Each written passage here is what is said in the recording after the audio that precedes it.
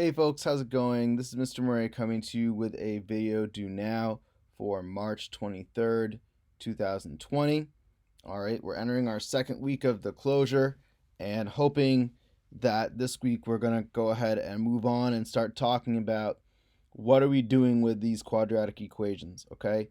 So again, as always, you can find the lesson details for today at we.willnot.fail. All right.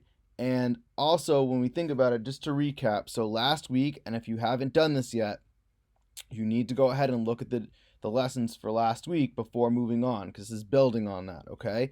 Last week, we talked about factoring. All right, we had a really, really good, I think, Google Hangout on Friday where we recapped factoring. And I really encourage you to go to the document and view that video and view the notes if you haven't yet already. And then in the Hangout, we started talking about, well, how do we use this to solve equations, okay? And so to kind of refresh our memory, what we're going to do is I've got 4 equations right here, and I'd like for us to solve them. Notice how the right-hand side in each case is already equal to 0, so there's nothing more we need to do but factor and find the x's that make it 0. So what I want you to do is this. I want you to pause the video.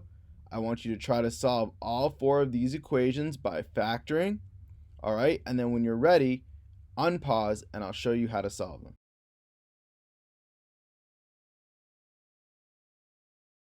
All right, so here we go. So remember, the idea is this.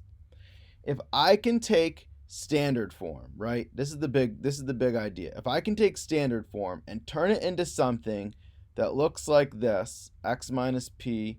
So my goal is to make it look something like this, because then I have 3 numbers being multiplied by each other and getting 0. So either this has to be 0, this has to be 0, or this has to be 0. Okay, or you could have multiple being 0 at the same time, I guess, if you had repeating factors, okay? Because what we know is that these things are all being multiplied by each other. And when you multiply numbers and get 0, we know from previous years, etc., that whenever you multiply and get 0, one of the numbers has to be 0, okay? That is, the only way you're ever going to get 0 when you multiply is a number is going to be 0. So for example, 3 times 0 is 0. 17 times 0 is 0. But if I make either of these numbers not 0, 17 times 38, this will never ever be equal to 0, okay? And so that notion that what we call, some people refer to this as the zero product property, is extremely important, okay? And that's a special property of the real numbers. The fact that there are no so-called zero divisors, which means that whenever you get 0 from a product, one of the numbers has to be 0, okay? That's the no zero divisors property is really, really important, and it's pretty unique. And usually with the numbers we work in, that happens to be the case. But if you take a more advanced algebra course, maybe in college, you might see some examples of sets of numbers where that's not true, okay? And I'd be happy to talk about that with you offline. Okay, so x squared minus 5x minus 6. So our goal is we're going to factor. So we'll set up our box. Okay, box it in reverse. X squared has to go here. Negative 6 has to go here. So we know that this is going to be x and this is going to be x. It's the only way you're going to multiply and get x squared. Now to get 6, I got 6 and 1 as a possibility, and I got 3 and 2 as a possibility. I know one of the numbers has to be negative because I'm multiplying to a negative, and that's the only way you get a negative, right? A positive times a negative is a negative. And I know that most likely the number that's farther from 0 is going to be negative, because in the end, everything's going to add up to a positive number. If you don't remember this thing about this part being a negative, at least we got to come back and think about, well, if I see a negative here, what is that going to mean? And that's one of the things we talked about last week. I'm going to try negative 6 and positive 1. And when I do that, this becomes a 1x. This becomes a minus 6x. So what I get when I combine these is negative 5x. So this factors as x minus 6 times x plus 1. And since essentially x squared minus 5x minus 6 is the same thing, right, as x minus 6, x plus 1, right? We know that.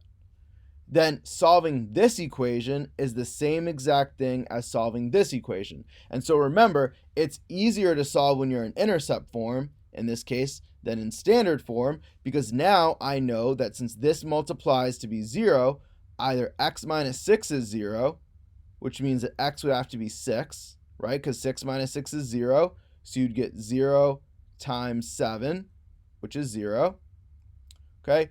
Or x could be equal to -1, because if you do -1, you get -7 times 0, and that is also 0, okay?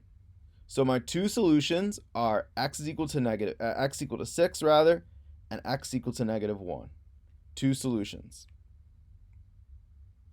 All right, moving on down, x squared minus 10x plus 25. Maybe you saw this was a special form, okay? But if not, let's take a look. So I know that this setup is where I'm going to start. I know also that this is a negative and this is a positive, which means I'm going to need a negative times a negative, because a negative times a negative is a positive, but a negative plus a negative is a negative, okay?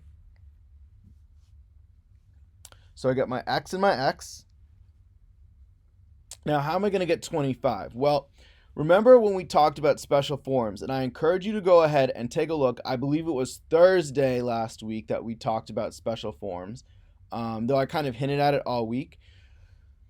When I see a square here, well, this is x squared, and I also see a square here, right? Because this would be either 25 and 1 or 5 and 5. That's the only way you can make 25. I see that this is a square because these numbers are the same. So what I'm going to try first is I'm going to try and say, hey, maybe this is a perfect square. So this becomes -5x. This becomes -5x. And look, we have x squared minus 10x plus 25.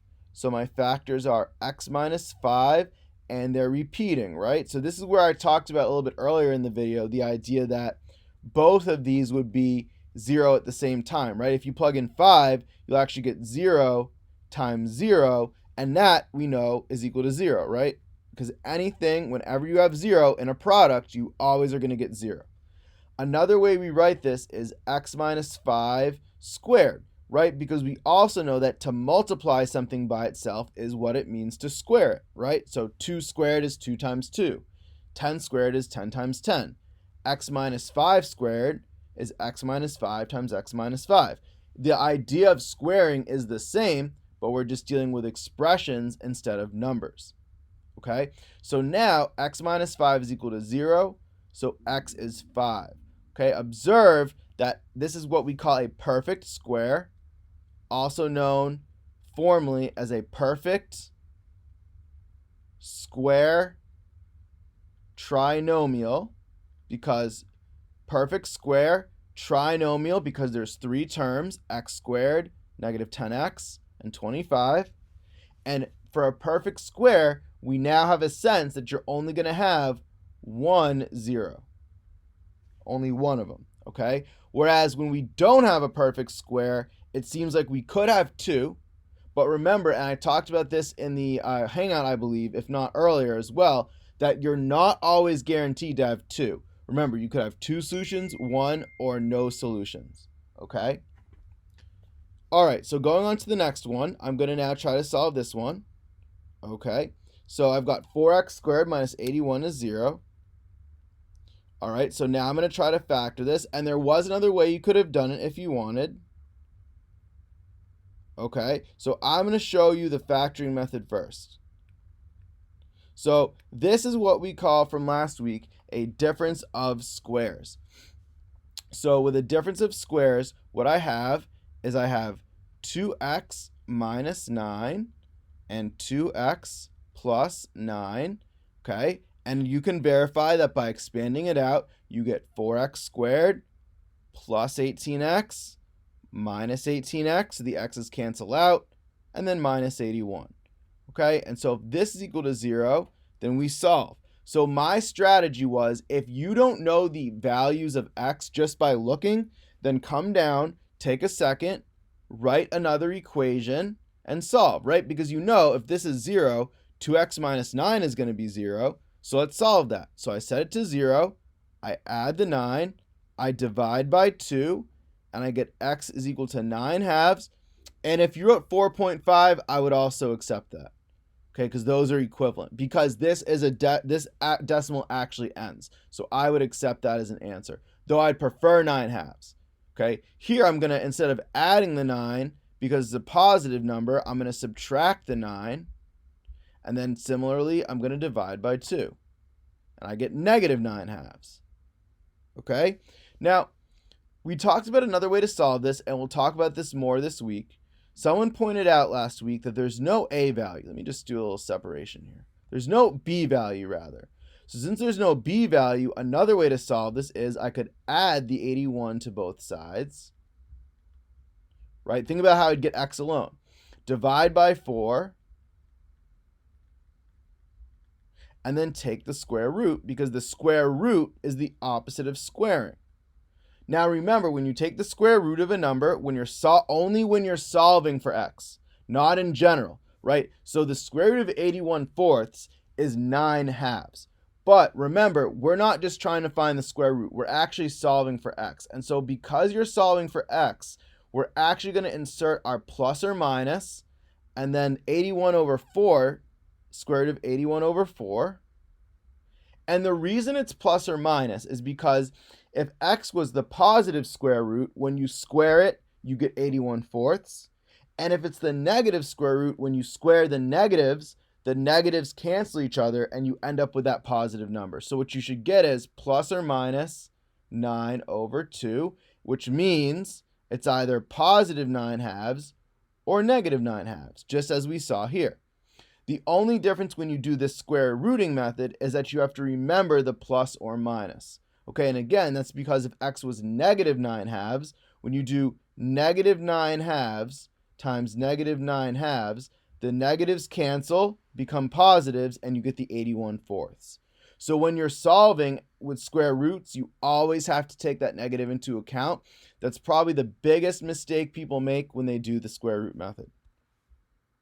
Okay, finally, we'll wrap up with x squared plus 5x. So what we can see is these both have an x in them. So I'm going to take the x out. X times x gives me x squared. And x times 5 gives me 5x. And so now take a look. So in this case, if x was 0, we would have 0 times 5, which is 0. And if x was negative 5, we would have negative 5 times 0, which is also 0. So either x has to be negative 5 or x has to be 0. All right, so please make sure that you understood this video. Please make sure that you got all of the answers correct. The answers were 6 and negative 1, 5, 9 halves and negative 9 halves, or 4.5 and negative 4.5, either one. And then finally, 0 and negative 5, okay? Please make sure you understood the tools that I use to solve these problems. It's just factoring, but these important tools were covered last week. So if any of this was confusing, I need you to go ahead and take a look at those lessons, okay? So these, x squared minus 5x minus 6, we covered that earlier in the week, so I'd say probably the 16th and 17th of March. These were special forms, so we covered this more like on the 18th, towards the end of the week, the 18th, 19th. Okay, and this one as well with the greatest common factor, we also covered that towards the end of the week. So please make sure, because we're moving on to new content, that you understand the ideas of factoring. You do not need to understand what I did here with the square roots. That's okay. We'll talk about that later in the week as well. If you know it, that's cool. You're a step ahead, but if not, please don't worry. But please make sure you're ready to move on, because I really, really want to make the most of this. All right, so keep working hard, keep loving math, and remember, you can do it. All right, folks, thanks for watching. Feel free to subscribe so you get the latest updates on my newest videos as they come out, and have a wonderful day.